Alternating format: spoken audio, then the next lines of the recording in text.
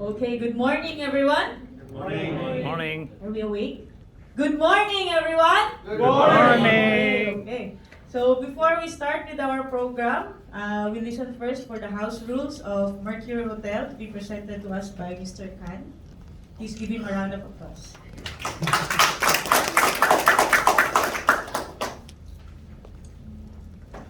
Good morning, everyone. My name is Khan. I'm the security supervisor. So I'm here to give you some safety induction and about the safety protocols about our hotel. And we have some security procedures, so everyone needs to follow. So in case we have a fire alarm here, so please don't be panic because sometimes we get a false alarm and sometimes it's a real alarm. But if there is a real alarm, you get the message, and the message you can clearly hear from these all speakers which are here. So if the alarm and the speaker sound is continuous, so please you need to leave at that time. But if the alarm is like normal and it's silenced by someone, it means there is no real emergency, so you need to stay on your seat. And please, there is a phone outside on the reception. You can call 7777. This is our emergency number. You can dial that one. So it will help you. And there is an emergency colleague who is sitting in the control room. They are the one who will assist you, and they will come in immediately and they will guide you. And if there is a real fire, we have outside there is a green. You can see there is a green exit sign which we need to follow. That is for the staircase. And please, when there is a real fire, don't use the lift because you cannot catch the lift because the lift will go automatically to the ground floor. So that is how the fire works. So you have to take the staircase, which is much easy for you. And please, when you leave, go just like a normal way. Don't run. So there will be no panic. So you should not injure your colleagues because sometimes we are in panic. We just push each other so to go outside. So there is a two exit doors, one on your left side, one on your right side. You can take that one in the following the green exit sign. So once you reach the ground floor, there are two assembly points. One is the long-term reception on your right side. One is on your left side. That is the main reception. So you have to go to the life pharmacy. I hope some of you just saw that life pharmacy during the entrance. So there is our assembly point. You can see, you can stand there behind the trees. That is the assembly point. So those two assembly points, one is near the metro and one is in front of the hotel near the life pharmacy. So please go there immediately. And I hope so you have the list for your colleagues who are here, who are attending the meeting. So you can take that list with you and you can pronounce their name. So if somebody is absent, you need to inform security how many colleagues are absent. So they are the one who will come here and assist them. And please, once you leave, you should not come back because it's not safe for you and not safe for other people because we cannot serve for you. If you go outside, that's enough because your life is very important than your other colleague because we are the one who is here to help them. So please avoid any kind of panic or something, any kind of disturbance from your side. So we have like the lobby, there are some two exits also in the corridor, but it will be difficult for you to find those corridors because one is on the left side in the corridor and one is on the right side. So better for you to take the main entrance, that is much easier, it's bigger and it's easy to exit. And one is on the long term near the reception, near the lobby. So you can take that one also. So that will also help you. And let me tell you one thing more. In case if your colleagues are seriously injured or somebody is bleeding or some issue, so you need to just dial 7777. That is the emergency number from the security control room.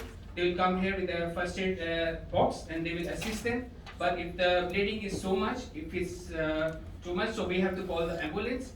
So there will be no panic, no issue. So there is also assembly points which I already told you, green signage which I already told you. You can see those signage everywhere in the all corridors. Even you can see those signage in the lobby area and also in the exit area of all the hotel areas, main and the backside area. So that's all from our side. So have a good day. Take care, guys. Thank you. Thank you, Mr. Khan. And good morning again, everyone. Good morning. Morning. So we want to welcome you. Morning, sir. We want to welcome you today to our Global Safety Day 2022. And this year it's extra special because this is the first celebration that we have for our new company name, Star Energy at Barrio. Are you guys excited? Yeah. I can feel the excitement. One more. Are you guys excited?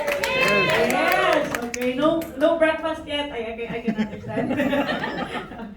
Okay.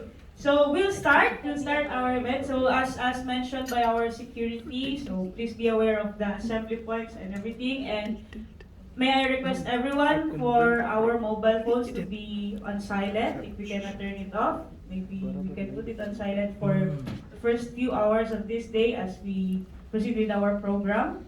And as we start, may we call on Mr. Rupang for the safety moment.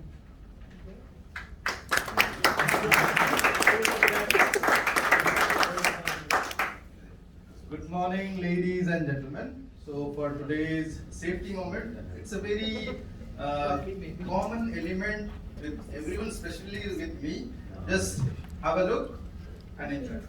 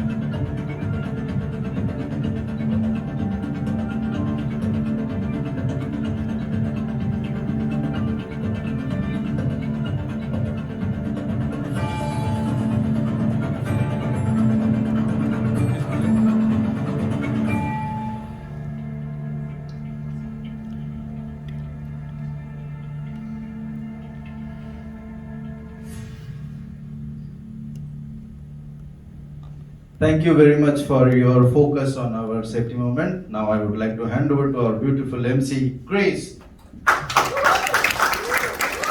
Thank you, Rupa. Okay, and as we proceed, we will be seeing a video from our Advario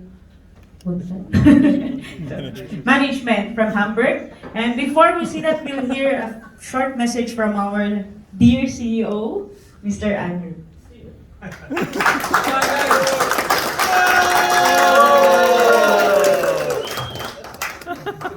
Hi everybody, good morning. This is I think our third or fourth safety day, and as Grace said, it's the first one under the Avario banner, hence why I've all got these stupid t-shirts with orange collars. We've also got a message from our new bosses, and for those of you that's not aware, the CEO of Avario is the guy with the glasses, and he's Baz. And his background is, before he joined Avario, he worked for Mabanaft, which is, some as you'll know, is a parent company of Market and Bals. And then Ivan, most of you have seen, he's been to the terminal a few times, and no doubt he'll be coming again before the end of the year. So they probably, I've not only seen a short clip, he told me it's very short, so let's hope, fingers crossed, that it is. So let's listen to see what they've got to say. Thanks. Thank you. Safety. For us it means safeguarding everyone who works for us. People who day in, day out handle large quantities of valuable and sometimes also hazardous materials. Because everybody who enters an oil tanking or Advario office or terminal has the right to return home in the evening safely and healthy. And this is why the focus of our Global Safety Days will always be you. Our people, our colleagues, our business partner in Avario or in oil tanking. Because you are the ones who start these efforts, help shape our company's DNA. And you help foster the safety culture that we so rightfully take pride in. And with that in mind, we would like to address this year the human factors in everything that we do. Most of our activities has one common link: people. People design our facilities. People develop new systems and procedures to operate our equipment. People execute and safeguard our operations. Most of our people encounter a lot of hazards during their daily operations. They observe also a lot of changes and variations of our work conditions. We need to remind ourselves that we are human beings, that we're not machines. And sooner or later, we're bound to make mistakes.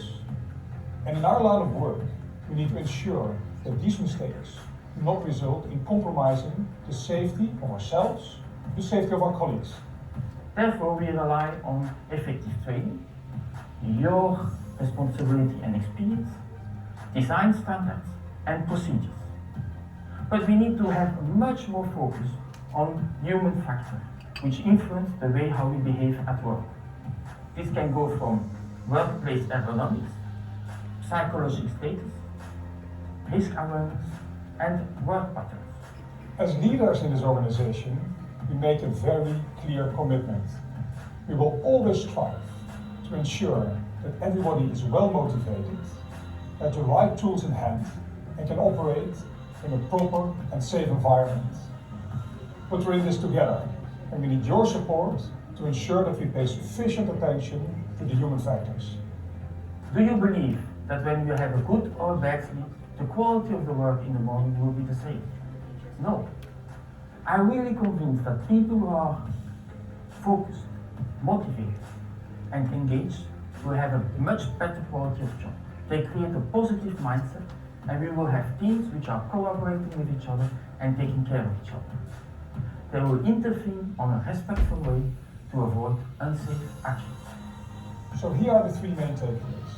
Integrating smartly and working closely together to keep each other safe and work with excellence. Mitigating unintended incidents by staying sharp and by considering the wider consequences of our actions. And finally, every one of us should take a leadership role, proactively intervening whenever we see a risk or we see an issue.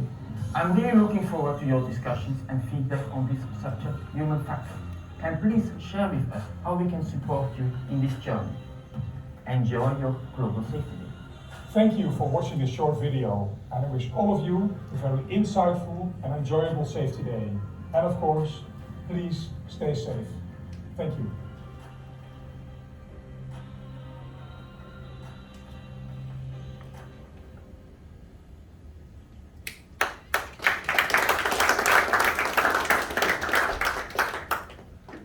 Okay, now we'll proceed with our main discussion about the topic, the theme for this year. What is our theme for this year? Human factors. Human factors. It's in our shirt, it's in front, so I hope everyone would see and understand how it will be. Let's listen to Navid as he presents the presentation, the videos, and everything for us to understand the human factor. Morning, everyone. Morning. Right.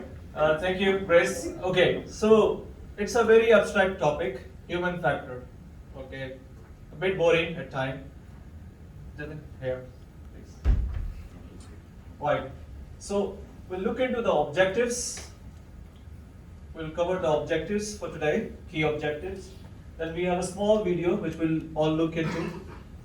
Human factor basics. We want to know what is this human factor. We have t-shirts, we have signboards, we have on the caps, everything. We have human factor. We are listening in the video from our top management.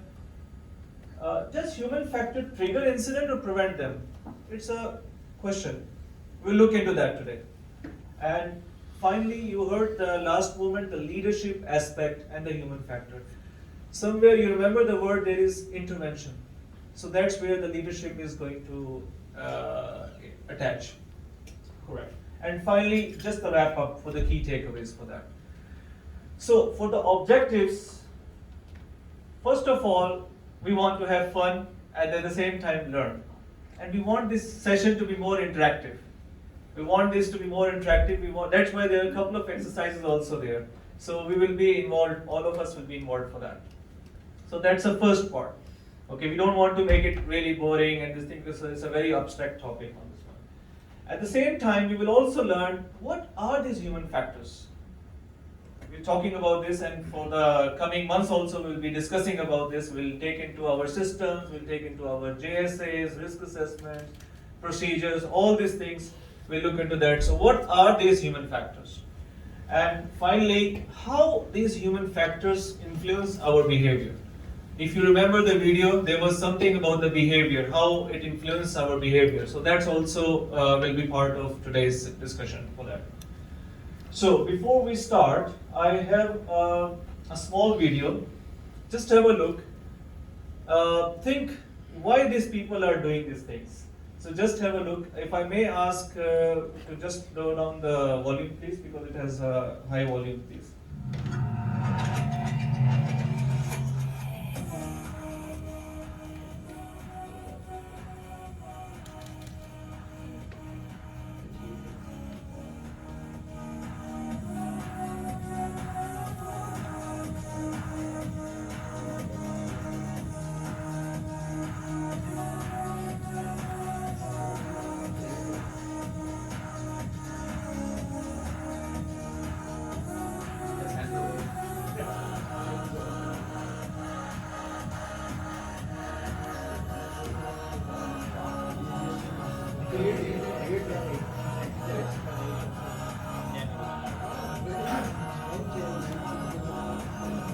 They can do the lyrics.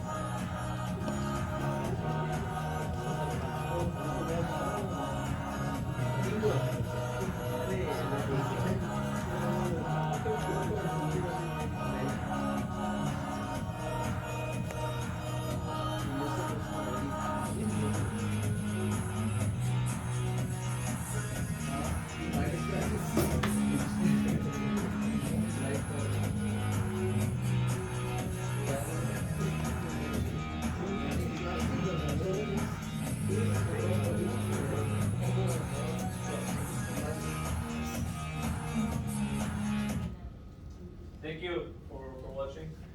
So, what are these human factors? So, it all starts from the people. You heard from the video, it all starts from the people. So, if I say in one simple line, who people are, right, what we do, and where we are doing. Simple as that. And then this all interaction, what people are doing, it's part of human factors. So if we deep dive into this topic, so we'll see that why human factor is required. So we see safety is a combination of people and systems. And if anything goes wrong with any one of these things, if anything goes wrong with any one of these, for example, people or systems, we will have disasters. And we have seen that. You can look at the history of the incidents over the past 25 years. You will see a lot of accidents, starting from a small accident to a disaster. So that's why we need to look into the human factor. So we have another small video. It's about human factor. Let's watch, and then we will go into the topic. In life, everything does not go as we expect. The same is true in companies. Although everyone is doing what they should do, the technicians are busy, the inspector is inspecting, the manager is managing, the machines and procedures are functioning properly. Despite everything, accidents happen, and the culprit is usually obvious: human error. It seems that human behavior is the only way to explain the inexplicable. But are we so sure? Okay, humans are fallible, but they also contribute a lot to safety. They're capable of adapting to unexpected situations, to overcome unexpected issues. They're aware when risk increases. So, are they guilty? It's time to change the way we view human error and see it not as the root cause, but as a consequence of other defects that can only be detected when scanned through the lens of organizational and human factors in safety. Okay, people are one of the factors, as we are all different and in varying states. That's normal. But there are other factors. Work situations, working during the day or at night, using new or old equipment, during peak production or slack times, many combinations for the same task. And what can we learn from teams? that team cohesion is a safety factor, but a bad atmosphere increases everyone's risk of error. And finally, the organization and management factor. Do managers really listen? Do they set a good example? Are procedures clear or ambiguous? Are cost reductions given higher priority than safety? These four factors combine and influence human behavior, and often unacceptable behavior merely reflects unfavorable conditions. Focusing on organizational and human factors gives people the resources to do their work well and safely. It's useful for tracking down the grit that is causing the organization's gears to seize up. And there's no need to wait for the next accident to examine the organizational and human factors in safety. It's an ongoing process that improves workers' lives daily, their well-being at work, and ultimately, the overall operations of the company. Thank you for watching. So, as I was saying, what are the human factors? So, if we categorize these human factors, what we will get is people, the personal factors. So, under the personal factors, the first thing is how we are, physical attributes. Am I physically able to do the job? Am I able to perform this critical task? Then the next one is our competency, our personal experience, our skills, our stress at work, our fatigue levels. As you remember in the video also, they were talking about the situations which happens personally with us, so the fatigue level as well. Then we have complacency. This is one of the key factors as well, which influence our behavior. The risk awareness, the risk perception. Then communications. Communication is the key with our colleagues, with our peers, with our supervisors, with our managers, and with external bodies. So communications, how well we are communicating within our teams and outside. And finally, and the most important also, the psychological status. What's our mental status when we come to work or when we are doing anything critical? What's back of our mind? Because many times it goes into the other analysis paralysis like the personality, behavior, and attitude at work. So all these things, if you combine it, comes under personal factors. Now the list can go on and on, but we have picked up some of the key factors which influence our behavior at work for this thing. Then the next thing which we look at is working environment. So remember what we said, who people are, where and what they are doing. So what people are doing, what's the type of the work? Is it very difficult work or it's very easy, just sitting there and moving the things around? What's the economic situation? Are we sitting in a nice place where we have like less fatigue factor, or it is something which is putting extra pressure on us physically? What's the signages, like lack of signages, non-verbal communication? So are we having sufficient signages for the people who are coming first time or who have been like there and for some time and they know how to follow the instructions? What's the equipment reliability, the maintenance factor? Are the equipments good? Can I rely on them when I am working, carrying out the work? Then we go into the environmental conditions, like what's the weather condition? Hot, cold, windy conditions, and then other environmental factors such as noise, vibration. So all these factors influence our behavior at work and influence us, and that's why it's part of human factors. Again, the list can go on and on here, which we'll see also, but what we have picked up only the key ones which are there in our risk assessment and our procedures also. And then we come into the last block, organizational factors. How well our procedures are written. Do we have procedures for everything and the procedures are same as what we are doing at site? Do we have integrated training program? How is the safety culture? Again, it's a big human factor, but under this organizational factor, we have kept it the safety culture. How is the safety culture? How is the leadership style?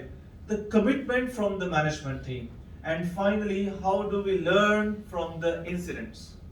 because all of these factors will help us to improve. If you remember the previous video, they talk about how we take feedback from all these processes and integrate into our human factor. And that's what the process is. Right, so if you look at a typical switch model, we have hazards on one side and then we have an accident. And in between we have barriers. So we have procedures, we have humans, we have people who are doing the job, we have equipments, we have other things, other controls, but somewhere something happens down the line and we have an accident. So now let's analyze one accident. When you analyze an accident, first thing which you see is personal factor. I am working unsafely. I took a ladder, I am working unsafely because this was not a safe ladder and I was putting it wrongly. So that's a personal factor. And then we look at the working environment. The next thing which we see in the incident is the working environment, the workplace. The area was not clear, so still I used it because it was uneven, but I still used the ladder. But what we don't see is the organizational factor. So if I draw a line here, you can see that these are the visible failures which you can see immediately. The person is not working, right? So you see the person is working unsafe, so that's a visible one. And then this one is invisible failure, the organizational factor. We'll explain this in the next slide.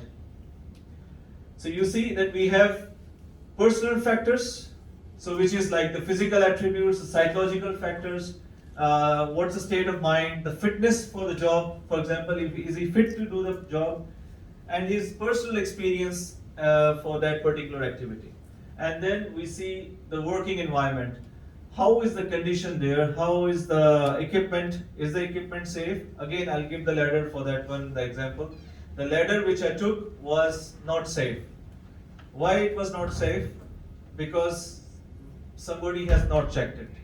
Why somebody has not checked it? Because there was nobody who was competent enough to carry out that inspection. Or maybe there was nobody else in the company who can do that job. So you see how the chain goes on, and that's what we want to break. And then we have the organizational factors, which is safety culture, the resources which we talk about, do we have the resources for that, the leadership style, the risk awareness of the people, and intervention with respect. And most of the time, the consequence of failure due to human factors is the combination of both the visible failures and invisible failures. We have a small video, so before we start, I would like you to make two groups. So the people who are on the right side and the people on the left side. Just note down some of the factors, the human factors, which you will see in the video. And after that, we will have a quick round of discussion, and then we'll move further.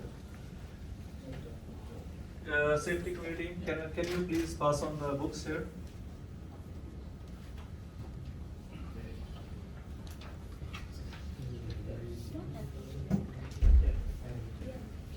You have it. You have the paper?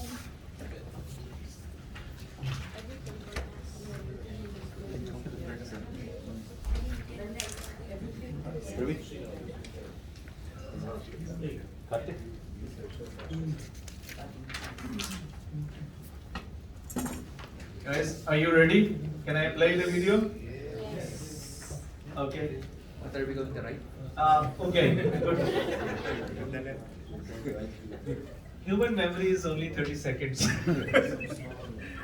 We discussed a bit of human factors just now. So what we now want is that in the video, we'll just pick out some of the factors. Remember, there was individual factors, the personal factors, the workplace environment, there were signages, equipments, location, and then we had the organizational factor. See how we can link into all these things. How we can link into that one? Yeah. Okay. Can I play the video? Right.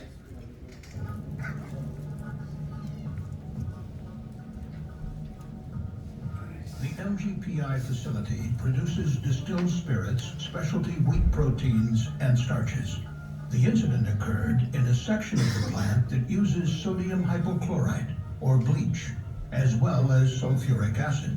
These two chemicals, when combined, can form chlorine gas and other chemical compounds. On the morning of the incident, a truck from a chemical distribution company, Harcross Chemicals, arrived at MGPI to complete a routine delivery of sulfuric acid. After reviewing paperwork in the control room, an MGPI facility operator escorted the driver to a locked loading area.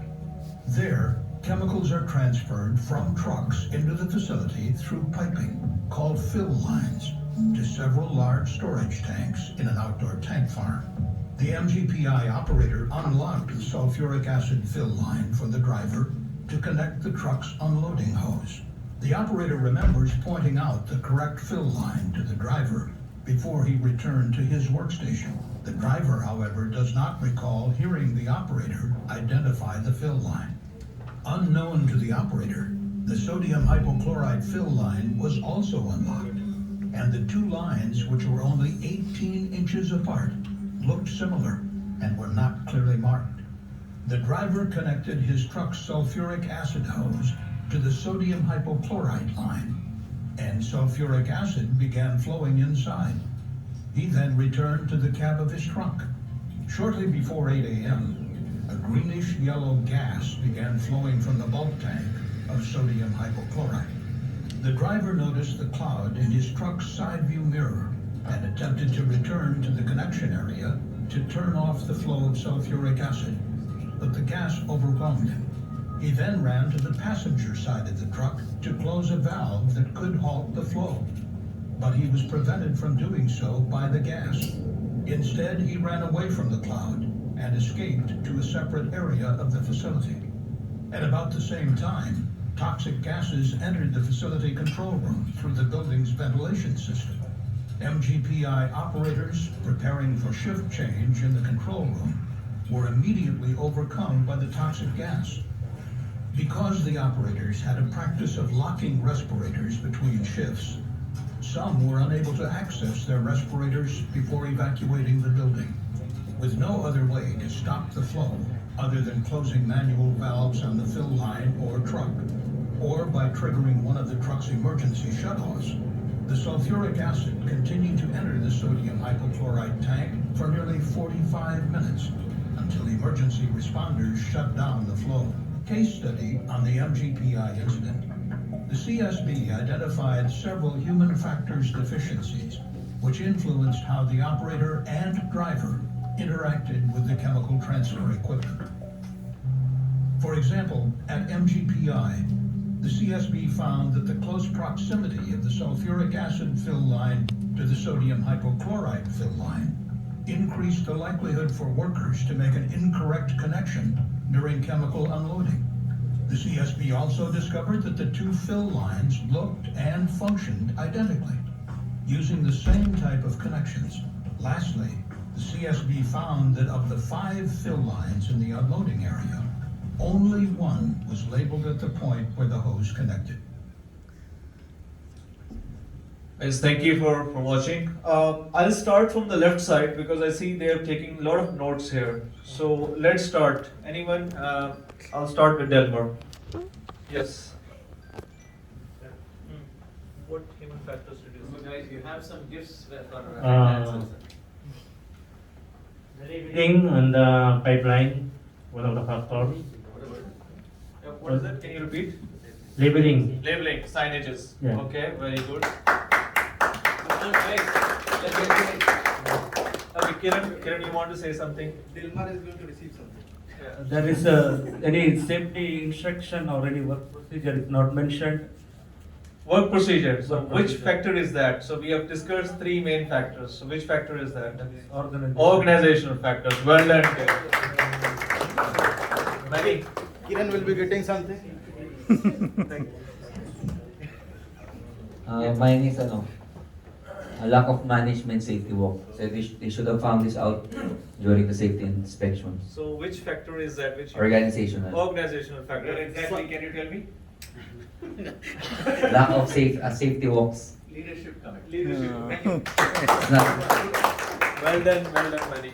Okay, Suleiman wants to say something. Sir, please, communication. Communication, yeah. Because the driver just pointed out, the operator just pointed out, and he left for this thing. So there was no further communication. Well done. Okay, so we have a competition because this side looks very this thing. So now we'll move to the right side. Okay, Magesh wants to say something. Yeah, Magesh has noted down on the mobile. Yeah. E-notes, digital notes. Yeah. First thing I noticed is we cannot rely on memory of people. So driver, he lost it, whatever operator told. That one. Okay. Only one, na? Each one. So that I have a lot of things. Give a chance to us. Okay, something, Mark? Okay. There is no visual cues. It's like signboards, Okay. how to operate, which is the line. There should be a visual cue. Visual, okay. Well done.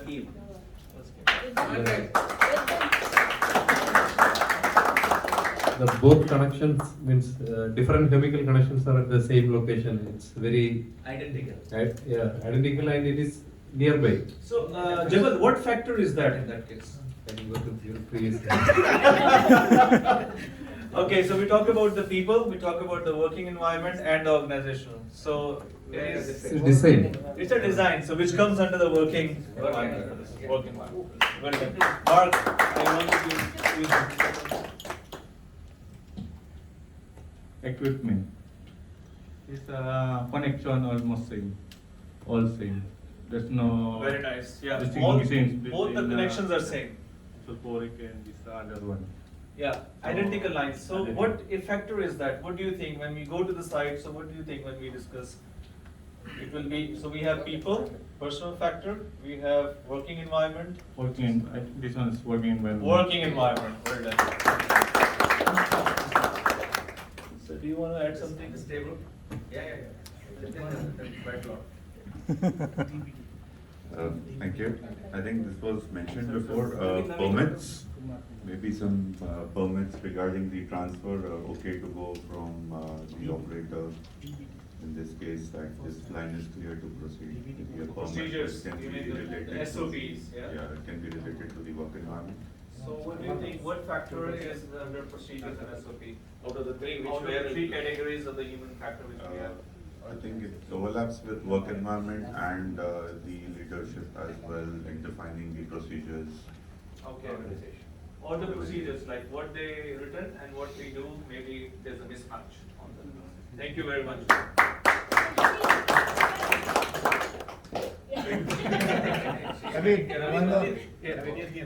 Picture. You want to say? Yes. Yeah, go on. TBD. Okay.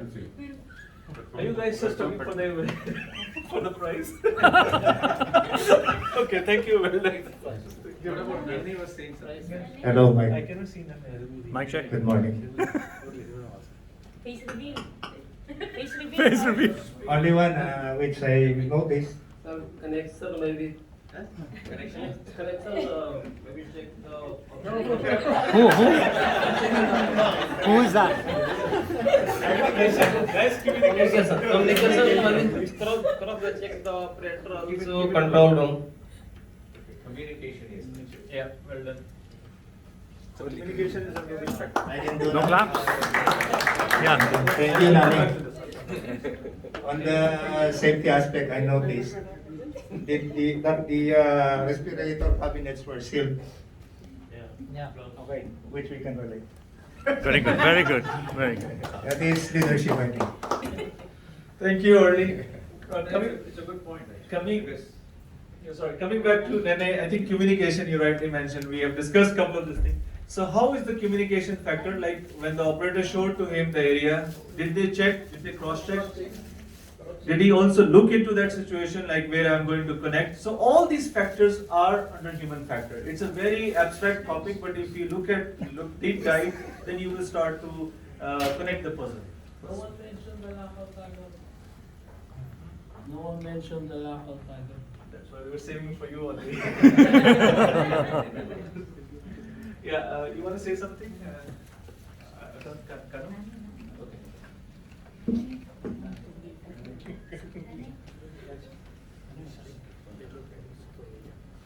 Right.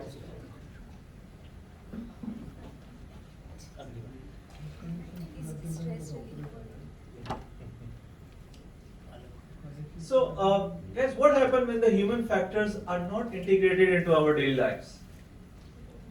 Yeah? So, people start to take shortcut because doing a normal thing or following the procedure may seem to take too much time. And human being nature is to make things very easy, to cut the corners, to take shortcuts. So that's the first thing. Wrong or incorrect design. So we have seen that during the video also, there was some issues with the design factor. So incorrect design for this thing. Lack of motivation, personal factor. So something about laziness in this thing. Overconfidence. Remember the first circle which we saw, the complacency, that's where it relates to. The confidence, the overconfidence, the low risk awareness, low risk perception.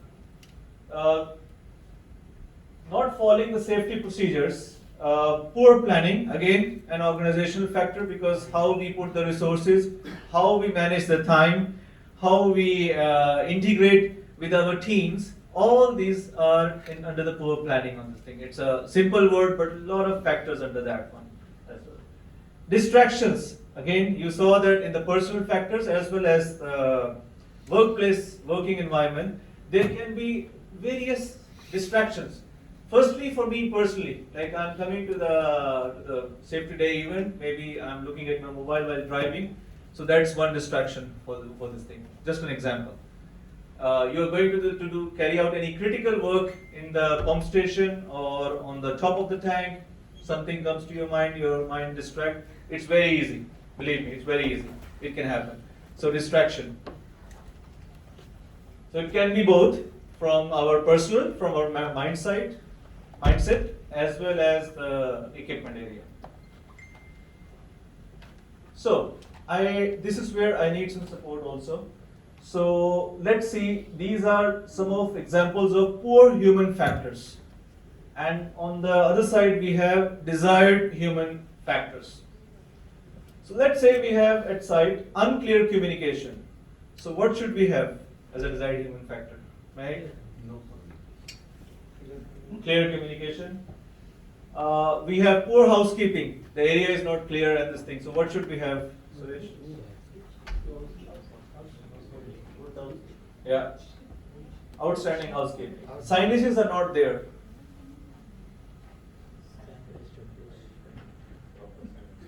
So what should we have? Sufficient signages are there. Complex procedures are there. We have discussed about the complex procedures. The procedures are not correct or they are not making any sense. So we should have, what should we have? I think somebody mentioned about the procedures also here. Clear procedures. Clear procedures on this thing. Smart and easy to follow procedures. Do what you say and say what you do. We have tools. The tools are not good, not fit for the purpose. Then we should have the fit for purpose and maintain tools, because most of the time when you are using any tool, any power tool or any hand tool, if it's not in good condition, it's also come under the same category. And then you have an incident, and then you start doing the investigation, finding the human factor, finding the cause, and all this cycle goes on and on. Incorrect ergonomics. So we discussed about the ergonomics also. So if we have incorrect ergonomics, we should have fit for purpose ergonomics, smart ergonomics. Inadequate training and competencies. Again, we should have integrated training and competencies. Now, what I need help, what I was talking about, what is this human factor? It comes under which human factor, which category? Unclear communication. Anyone, just shout. Leadership. So it is under part of personal factor or, right? Personal. Yeah, Chris is nodding, so personal factor. Poor housekeeping, is it, what factor is that? Working environment, okay. A lack of signages. Working environment, very good. Complex procedures. Organizational. Not fit for purpose tools. Working environment, very good. Okay, I missed that one. Okay. Incorrect economics. Okay, I have one which I didn't put because there was no space. The last one, which factor is there? Jabal? Organizational, yeah, very good. Thank you. Right, so let's have a look how human factor impact our behavior. It's a short video and then we'll move to the other topic.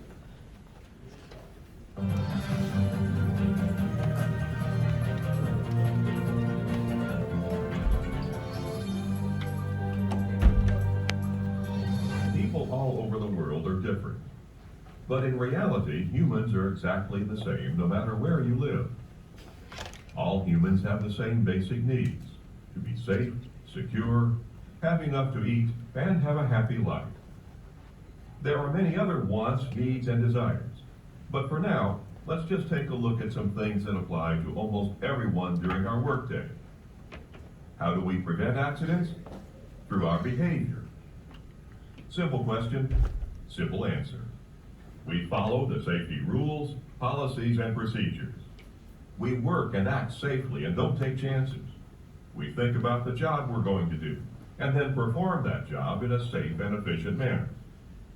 Okay, so what happens to these simple steps to cause accidents and injuries? Human behavior takes over, and if we are not diligent, our mind and body do things we know are incorrect, but for some special reason we go ahead and throw caution to the wind.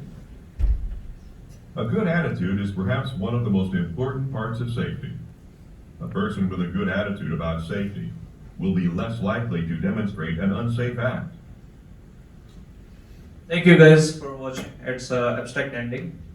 So, before we move into the next exercise, which is the last one for today, just to wrap up for this particular section. You remember the video which from our Advario management? They talk about how human factors influence our behaviors, and then we are going to further discuss about how human factors at workplace, at our personal and the organizational factors are integrated. So the next one, before we move, we have actually 4 groups here. Yeah, 4 tables. So we need each table, one flip chart is there. So we will show you some scenario, and out of that you need to find out the human factors and what can go wrong and how. Right, so we have 15 minutes for this activity. Yeah, we have time in hand. So there is an operator who joined the company recently. Think about our place. He is assigned to strip the headers using pneumatic pump. And the system utilizes the safety interlocks, which is nether locks. What can go wrong and why? And this is some pictures which we have placed. So we have that group, maybe Jabal, if I may request you to take the lead, that's your flip chart. Here, Orly, Mr. Orly and many both are there. I mean, you disturb the senior, Pramod is Okay. Oh yeah. all the operation guys are sitting in one corner. Okay, and here Denver, if you can take the lead for this thing. Guys, come on, let's come to this flip chart.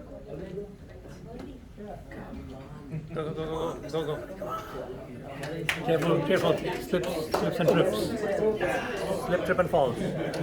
Hey, manual pal. How are you? Joey? You.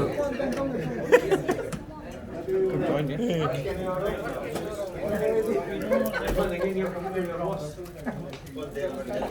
think I'll dynamically. Hello, welcome, sir. What should I do now? I keep moving? Yes.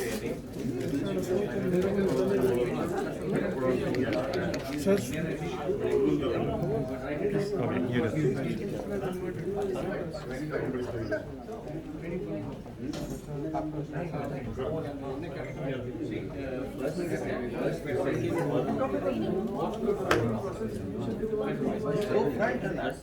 You're late. what can go wrong when you're not doing don't come for the prize, huh?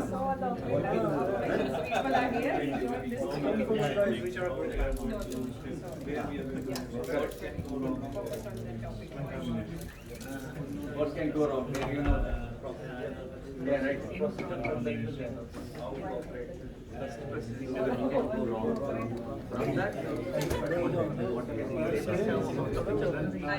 I'm just telling them I'm reading on The key is not second or wrong.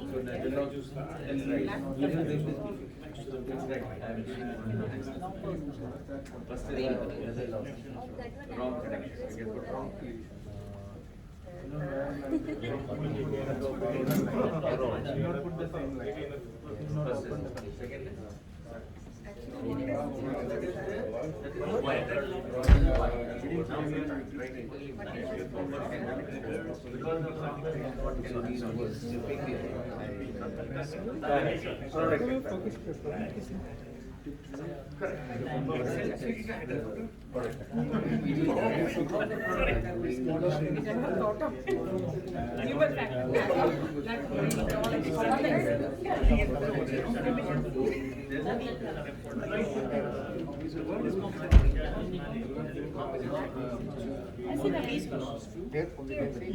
Lost to complete.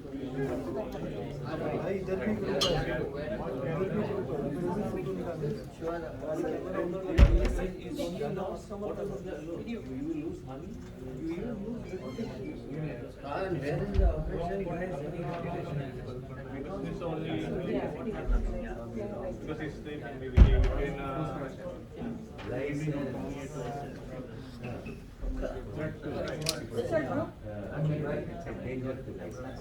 it's This is what can go wrong.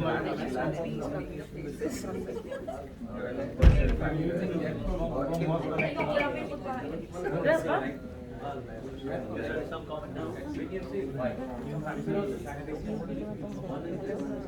Okay.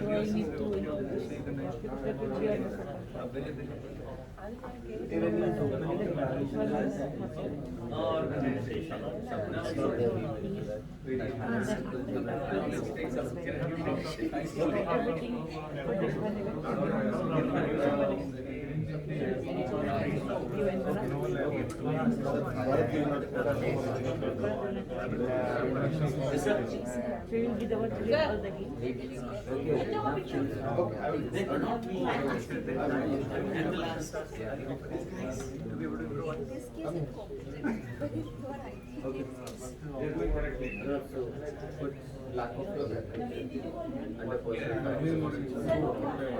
long opening that comes under the working environment where there is no labeling of the working environment. So under working environment signage is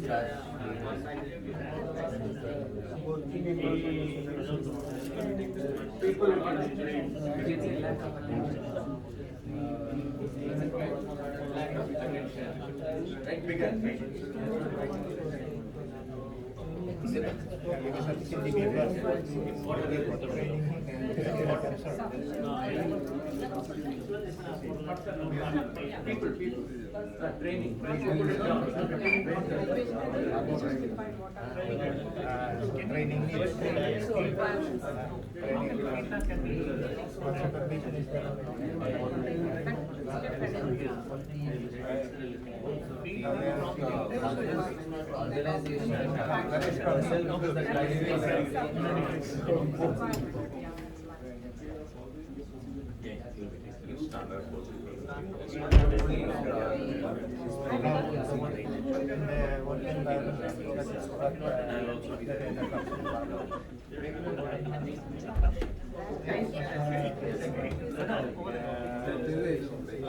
did not place this equipment, you know, did not place any personal also because they didn't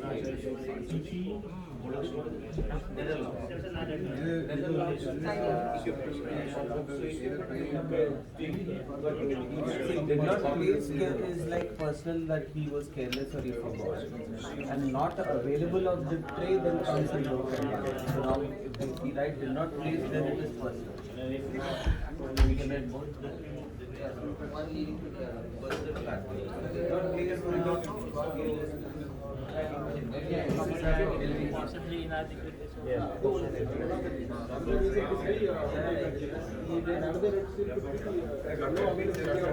Go away with your stupid camera.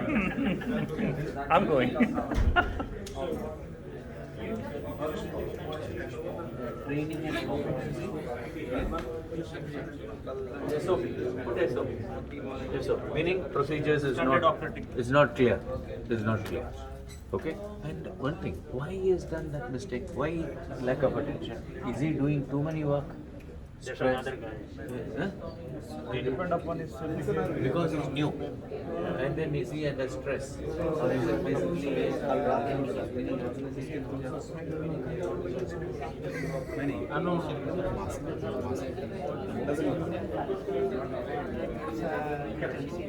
Hey, hello.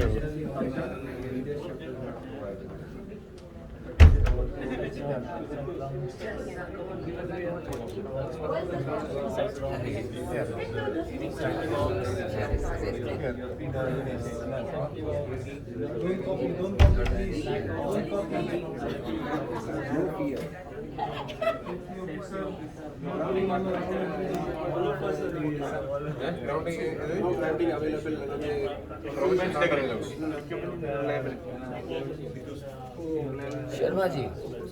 Go Sharma ji. At your service, sir.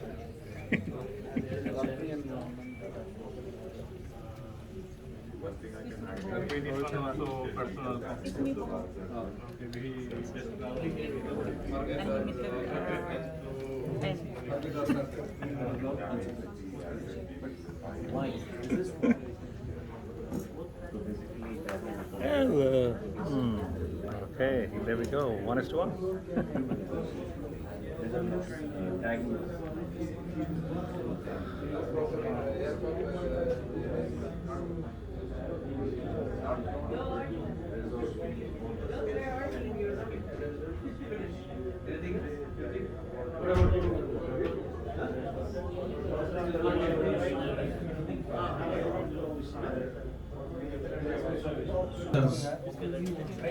But now we are almost on time to discuss something.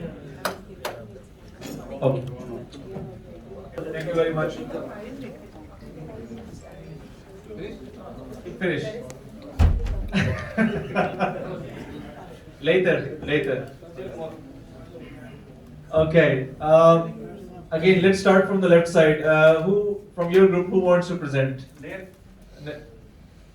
Denmark. Come on, Denmark. Come on, guys.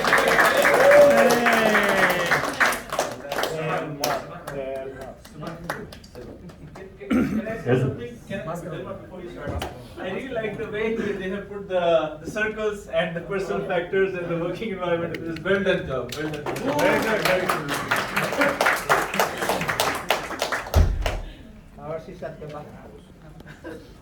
What happened? Hello. For that incident, this is what you see. For our personal factors,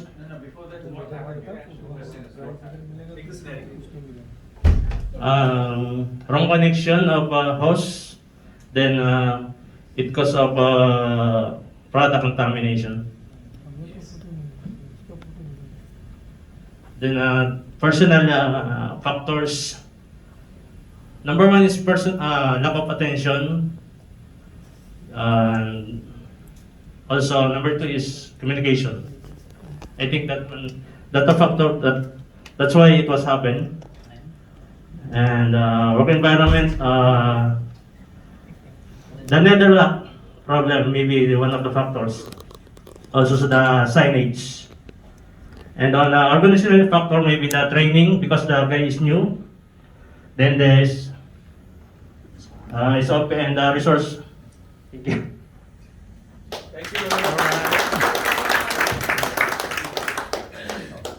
So can we take the group from that side so we go diagonal? So come on, Jebel, kill it. anyone from your team, guys? Anyone? Anyone? Mark. Mark. Come on, Mark.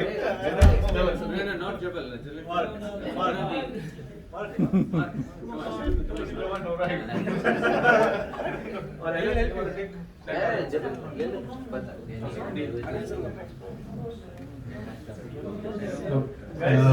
Let's pay attention, guys. Let's pay attention. First we'll check what can go wrong. So first one is wrong opening of wall. He can open the another wall instead of the which required. The next one is the nether lock. There is a nether lock provision which have given for the wall. So he would have taken the wrong key and opening the wrong wall. Then the another one is while he is connecting the hose, he have not provided the dip tray. And next one is the PPs, the proper PPs he have not used.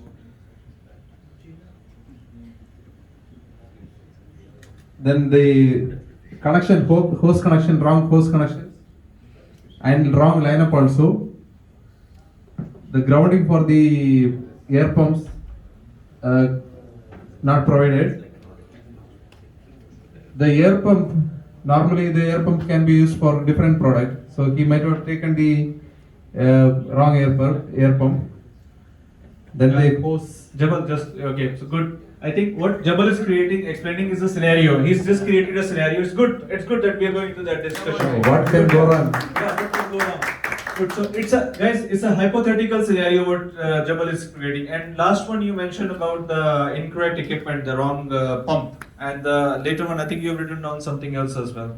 The hose, burst of hose. Okay, hose burst. So that's again scenario. So can we identify what are the personal and the fact is the personal factors. One is the training and competency. The other one is the shortcut, the dip tray not placed. Jabal, training and competency will it come in personal or organization? It's both, sir. Both. The training will be organization, competency will be. What we feel is training is given by, so we say organization training comes, but if he's not concentrating in the training, then it comes under personal. Lack of attention on the part of So, the person. so that's what we mentioned, training / competency, where it means personal lack of experience. attendance. You mean the personal experience? The person itself is not concentrating on the training. So one is training is not given, the other is training is given. Very good.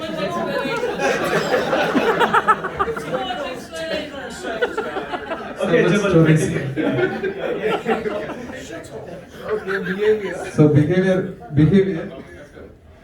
Then the shortcut, everything is not provided. Maybe forget or shortcut.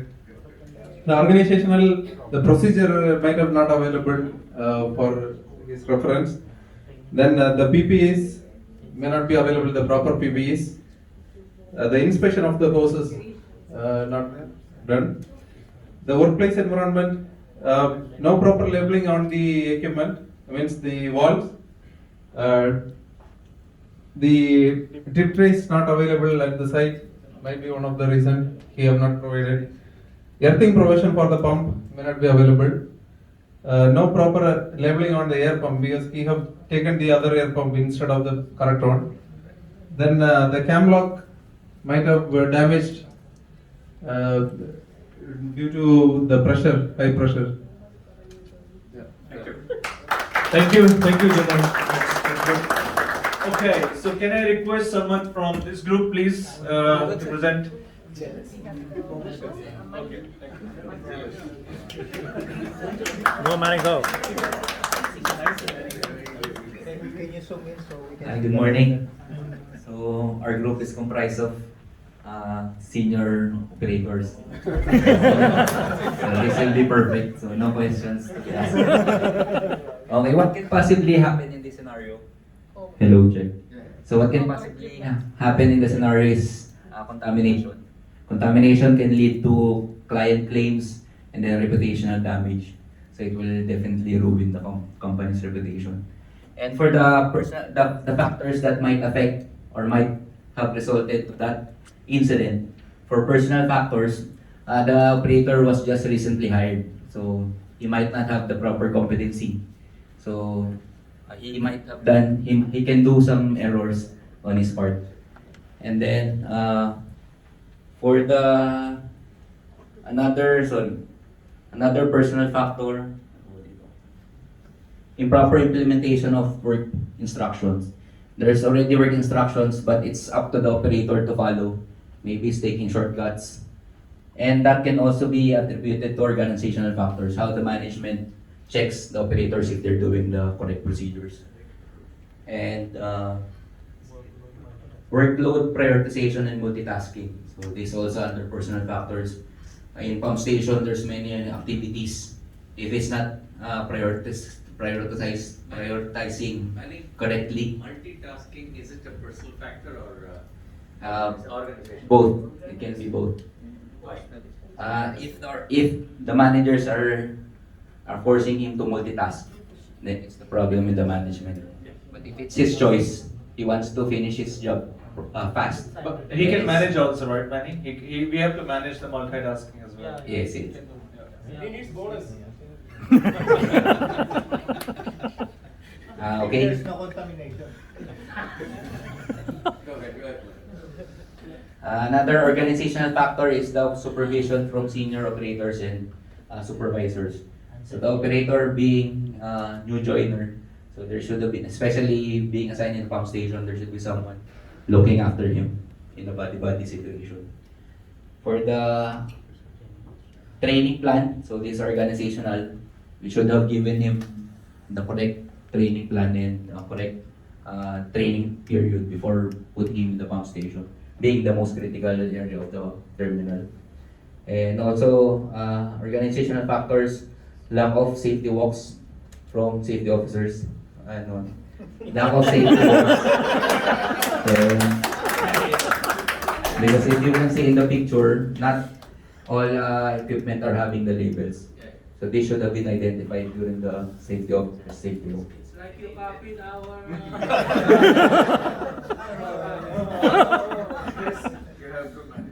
Yes.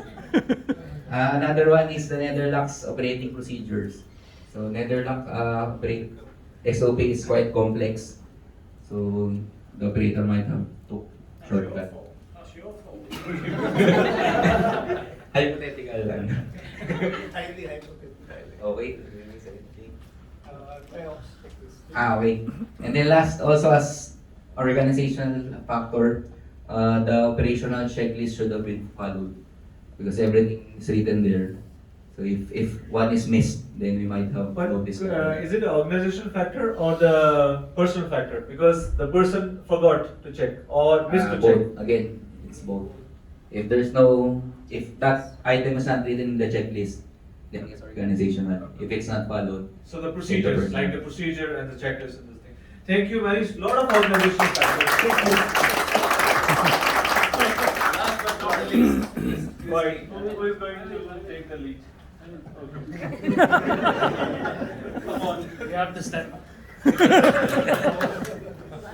Too much circles on that word, so I will put circles here also. Here too much imagination. There too much copying. Alright, so the items that we wrote, number one, a potential error or something that could go wrong could be wrong valve operation. Alright, you might be pulling out a different Netherlock key and opening a different valve. This scenario actually happened before, so not impossible, very likely. The next is a consequence of connecting to the valve. So, consequence could be product contamination. Also, using the wrong pneumatic pump, which was used for a different grade of product, can also result to product contamination. So it can be either wrong connection or wrong equipment, right? Third is loss of containment or tank overfilling if we transferred to a different pipeline, which was already full. It is possible that some tank overfilling or loss of containment can happen. Fourth is lack of training or awareness. Based on the scenario, we are having a new operator. So what could go wrong, or what does he need to be able to perform his job being a new operator? So one potential lack could be training or awareness for the new operator. That would lead to or result to him making an error.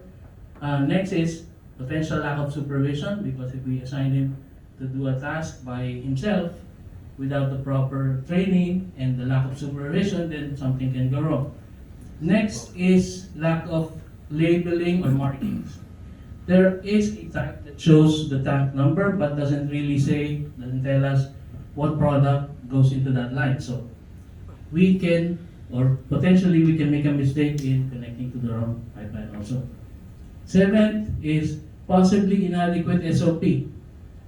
As Manny copied from us, or mentioned earlier, there could be a checklist that they follow, but in this scenario, we are assuming that there might not have been a checklist, or the SOP might not have been adequate for the new operator to follow. And then lastly, inadequate observation of safety rounds by the safety officers and supervisor. It could happen. These are personal factors that sometimes can happen. So, yeah. So, I think we are the best in the group. Thank you.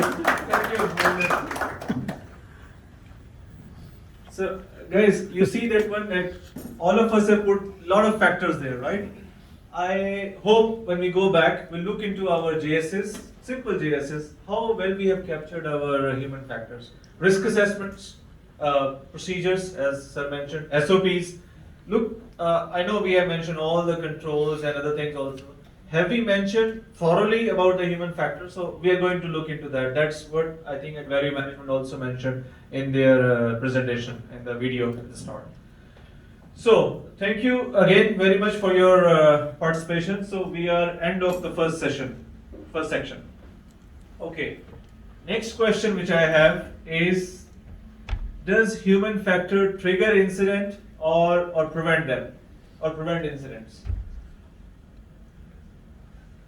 So I need a volunteer. Any brave person here? Any brave man? You're smiling, Kiran. You want to? Okay. Right. Come here, please. Okay. So look at the words below. You need to quickly read out the color of the word, not the word itself. Don't read. White.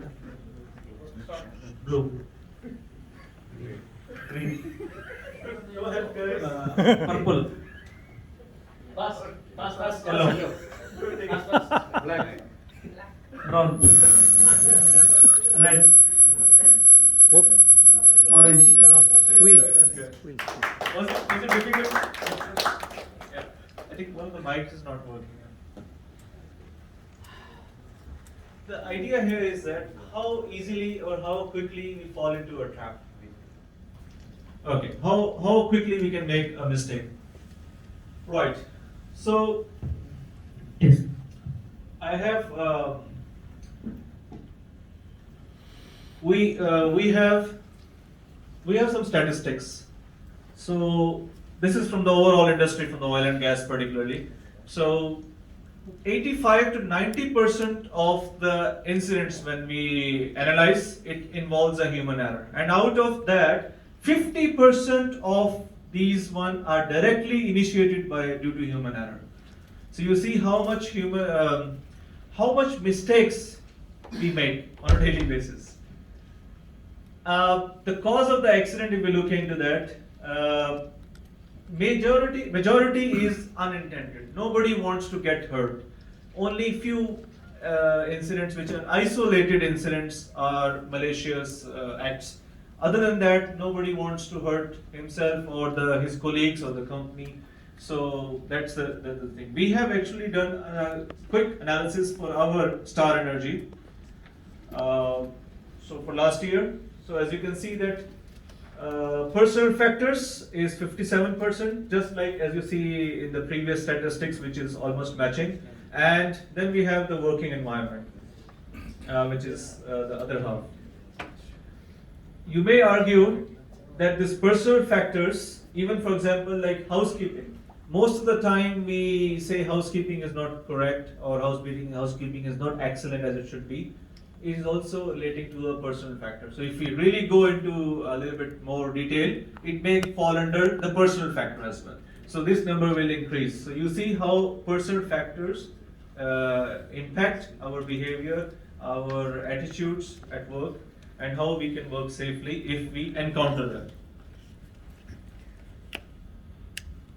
Right, the question here is that to what extent do individuals play a role in working safely? We have a small error model which is given by Oil Tanking now at Vario. It is there in our SOPs and procedures. So as you can see, there are various types of errors: slips, mistake, unintentional, situational, and then the list goes on for the company benefits, personal benefits, and the reckless violation. The first couple of errors are due to mostly because of distraction or lack of knowledge. I forgot to check the checklist. If it was there in the checklist, I forgot. So that's one example for that one. Then there is something in the middle, which is situational or optimizing. That could be because we have complex scenario, we have complex setup, we have demanding situation where we were talking about multitasking and other things. So we have complex setup there. And then finally, which is the reckless one, it could be because of the superhumans, Superman, overconfidence, self-confidence, that also relate to that one as well. And all of these lead to low risk awareness or low risk perception. And that's where it can go into a human error. We can easily commit a human error. And the statistics already you have seen in the previous slides. It supports that. On the other hand, we have exemplary or correct behavior. We have people who follow the procedure, who have the knowledge, skills, they take the responsibilities, they are trained, and then they are really having the motivation to go on, and their risk awareness level is high. So they always have this chronic thing that something can go wrong, and that's where they take all the factors into account and then carry out any activity, whether it is a critical one or it can be a routine activity. And that is what's a desired proactive behavior which we want. And that's why we are here today. So, again, a small exercise. Do we have gifts? Couple of gifts only, one or two. Yeah. Right. So, on my right side, you will count. So there are two groups in the video. One will be wearing the white shirts as us. So this is the white group. So please count how many times they throw the ball. Only the white team. On this group, on the left side, on my left side, it's the black color. So there is 3 people in the black color. So you count how many times there's a passing of the ball. Let me know when you are ready. Are you ready? Are you ready? Guys, go! So we can eat. This is Henry.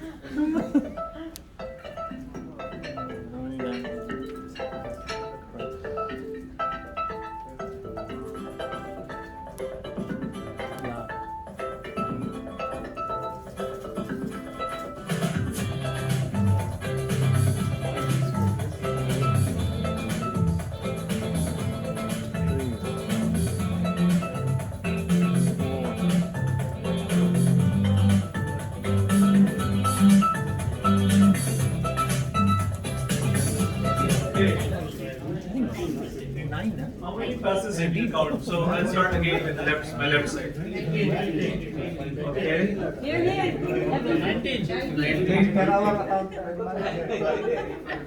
Okay.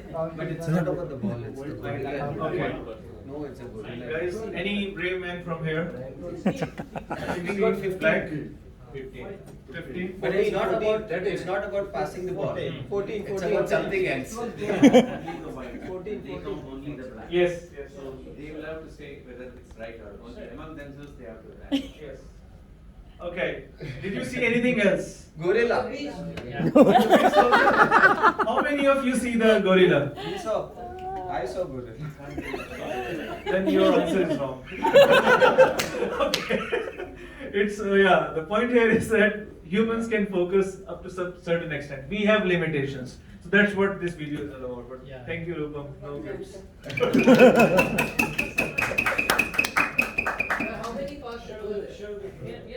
Rupam, again. Look this time, don't count the balls, and look for the gorilla. Gorilla, trust me. Look for the gorilla. Just play it again. Oh. And stop it when it comes on. There is a female gorilla. Okay. Don't count the balls, look for the gorilla.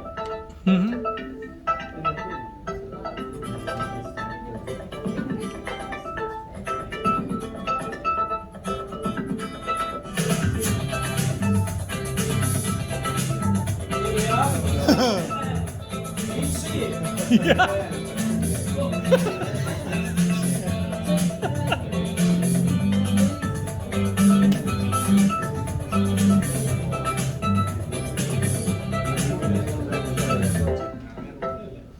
Right. Thank you guys for participation. Thank you so much. Let's move on.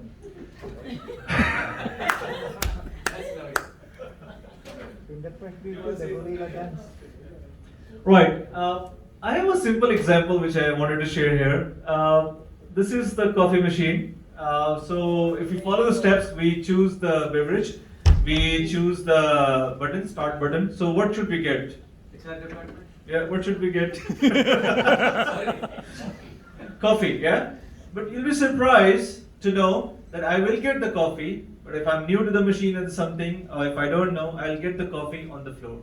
Because the correct procedure should be place the cup on the serving platform. Now, if you, let's say you go to some other country where the cups come automatically or the separate machine, let's take this example to our workplace. You have a new equipment, new procedure, new process at our place, correct?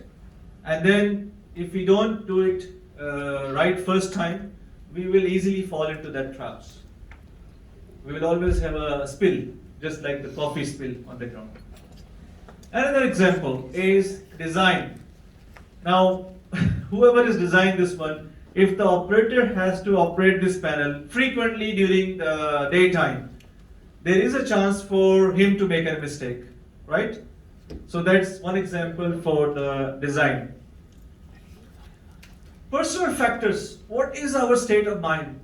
Family issues, personal things, work pressure, pressure from the peers, from the subordinates, from the managers.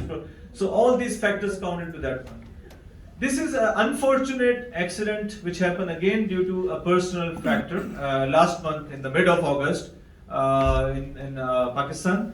So 15 lives were lost, and what came out as a quick investigation was one of the driver was just for momentarily slept during that time, and that resulted in that. So that could be fatigue, because we don't know the exact situation of that, but that could be possibly fatigue, night time, the accident, right? So we have to be aware of these situations.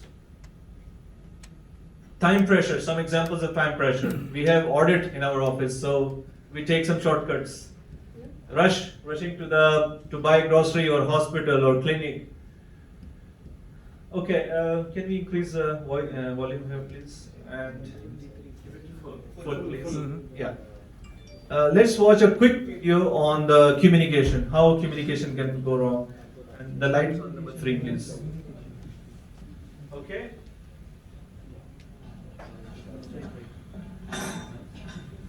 Now, right, Grandad, you pop upstairs and get the floorboards up. Now, you know what you're doing, don't you? Don't you worry, Jill. Leave it to me. Oh, for arse. Hey, Grandad, do you want a jelly? No, have one before we leave.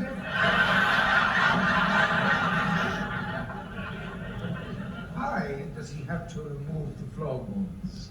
What is this? The International Year of the Wally Brain or something? Listen, my good man. How do you think that great big heavy chandelier stays up there on that ceiling, eh? It is not by the power of prayer or double-sided sticky tape. There is a long threaded bolt through that chandelier. It goes through a wooden joist. It's held in position by a locking nut. Now, in order to undo the locking nut, you must first lift up the floorboards. Over there, monsieur? We learn something new every day. If you need me, I shall be round at the garage. Right. Here, while you're there, give the van a wash, will you? Ah, talking of Wally Brains, eh? Come on. Wait, what's that? I mean, this is terrific, isn't it? What? His lordship's nowhere to be seen, and now even the butler's having a mood day. Do you know we're going to get paid? Look, his lordship is away on holiday. He'll pay us when he gets back. Now, come on, get these ladders up. Yeah, you never know. Might be in for a bonus. Oh, yeah. Perhaps he might bring us back a nice stick of rock each, eh? Well, just shut up moaning, will you? Wait, Grandad, how you doing? All right, Jill boy.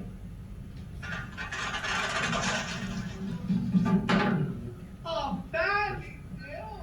Yeah, I see you found a nut. I told you we could trust him. Right, come on, get this up.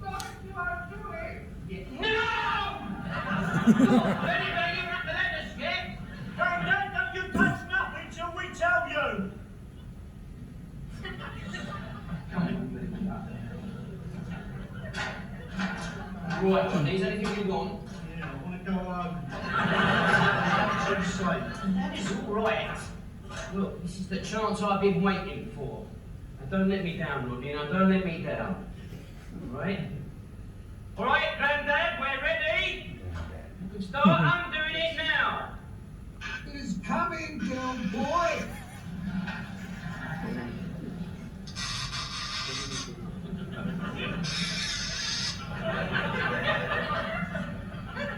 One more turn, Jill. Right. Now brace yourself, Rodney. Brace yourself.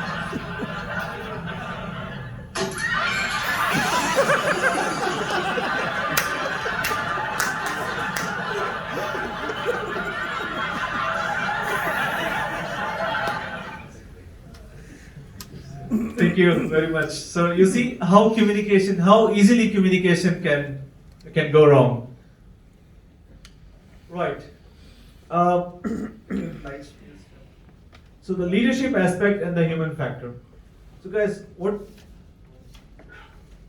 the traditional view about the incident. So previously in the olden days when something goes wrong, what we used to do, the management or the teams, what they used to do, any idea? Point fingers. Point fingers and blame. You saw on the video also, the first video. The traditional view was focus on the people, blame on the people. And for example, like people are not listening, I said don't fall, and you can see the one example also there.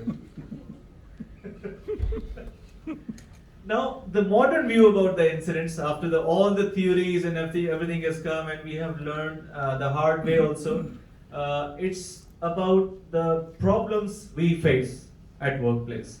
It's the constraints. We have been talking about error traps, the human error, which could be because of some of the errors also. So the modern view, or rather the holistic view about this, is that we focus on the problems. We focus on organizational factors and we focus on the learning, proactive learning. Remember in the organizational factor on the first slide, when we started, the learning from the incidents. So that's where we focus. And that's how we improve ourselves. And that's how we take everything into the consideration.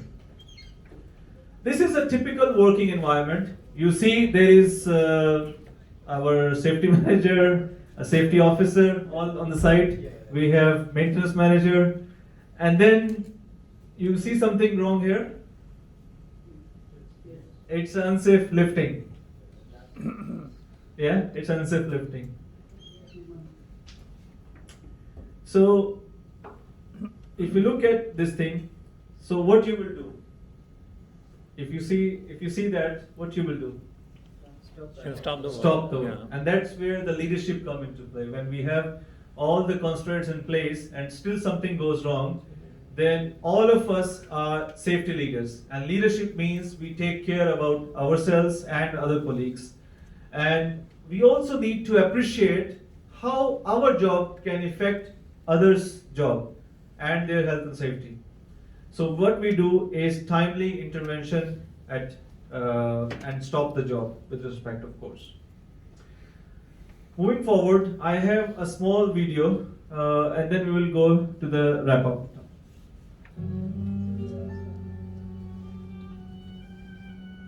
Hey, Joey, you don't have the line from the heat exchanger blanked off. We went over this at the maintenance meeting, huh? If you don't blank it, a failure in the heat exchanger can cause pressure to backfeed into the supply line. Sorry, John, I must have forgot. Look, that'll make this procedure last twice as long. Besides, I never heard of a failure in the heat exchanger. Joey, you've only been here for a year. There are things you don't know. Okay. And just so you do know, a heat exchanger did fail in the Windsong plant. And if that had happened here, you'd have a face full of high pressure steam right now. Now look, there were reasons for every procedure that we have, and you need to follow them. And be sure to remind the other guys too, huh?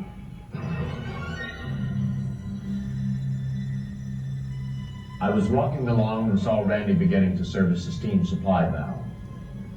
It has to be serviced every 6 months. Naturally, I looked to see if he had blanked off the line from the heat exchanger. He hadn't. I was still smarting from my last encounter with Randy. I just didn't want to get into it with him. Didn't want him to get mad at me. Again. I could have saved a life that day. But I chose to look the other way. It wasn't that I didn't care. I had the time and I was there. But I didn't want to seem a fool or argue over a safety rule. I knew he'd done the job before. If I spoke up, he might get sore. His chances didn't seem that bad. I'd done the same he knew I had. So I shook my head and walked on by. He knew the risks as well as I. I justified it to myself by saying, I'd done it that way before. What right did I have saying anything to him? I mean, he knew the procedure. I walked a few steps, but something just didn't feel right about it. I stopped and turned around. I'd like to think I was going to say something, but I think I was only trying to convince myself that everything was okay. It wasn't. He took the chance. I closed an eye. And with that act, I left him gossiping.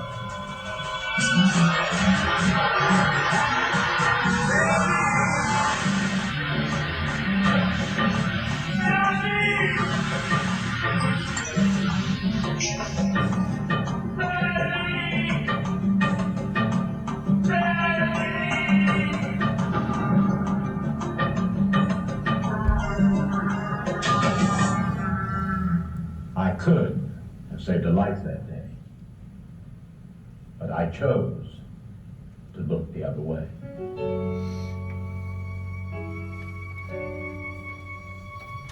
And now, every time I see his wife, I know I should have saved his life. That guilt is something I must bear, but it isn't something you need share. Now, I make it a point to speak up every time I see people put themselves in unsafe situations. Not to criticize people, Although some people take it that way, but because I truly don't want them to get hurt. Some of the newer guys get mad from time to time. I don't mind. The older guys, the ones that knew Randy, they understand why I do it. In fact, they've started speaking up also, and it's starting to rub off on others. Just the other day, someone reminded me to put on a face shield. He didn't know me or Randy. He just knew I needed to wear it. And he wasn't afraid to say so. I made a point of thanking him for reminding me, because that's the kind of concern our safety program needs to reach the next level. I'm truly sorry that someone had to die before we realized it. If you see a risk that others take that puts their health or life at stake, the question asked or thing you say can help them live another day. If you see a risk and walk away, then hope you never have to say, I could have saved a life that day, but I chose to look the other way.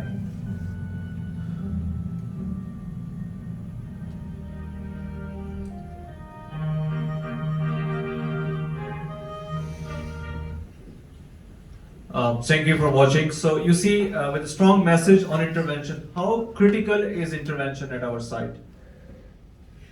Yeah? So if we see something like with all the controls, all the processes in place, if we see something at site still, we have to put ourselves and we have to stop the job.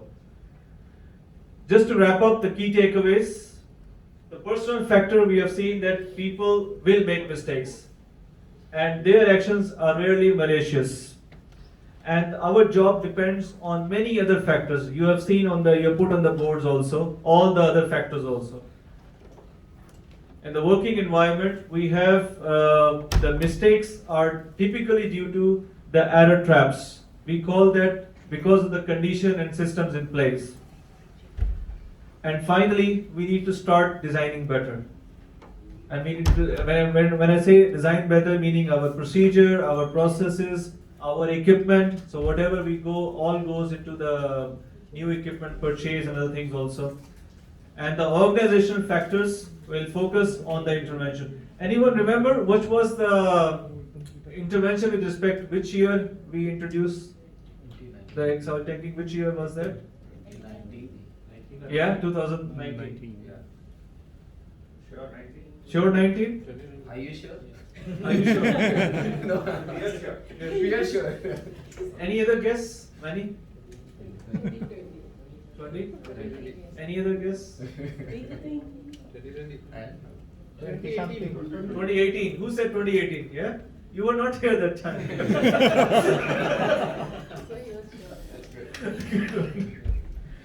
Yeah. So good leaders influence. We intervene. And finally, we promote our personal involvement, just like you see in the last video also, how we have to promote personally. So that's the job, and that's where we can link our leadership aspect to human factor for this one. So with this, remember this puzzle: safety, culture, and leader. Now, it is written from your left to right, but I will read it from right to left. Leaders behave, shape the culture. And the culture influences the level of risk we have in our terminal. And safety is basically providing the controls for that risk. So you may read it from the left side to right, but the understanding is because we are at the last end. So it starts from the leadership back to the safety. Thank you very much, guys.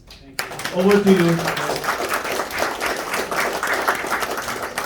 Thank you, Navid, for a very informative presentation. I believe every one of us has learned something new and will do something new also in the work once we go back to our work. And at this time, I believe everyone is waiting also for this. We'll have a short break, a 20-minute break. We'll have our snacks The snacks are ready, right? The snacks are ready. Yeah, we need to be back by 11 o'clock. By 11 o'clock, we need to be back. So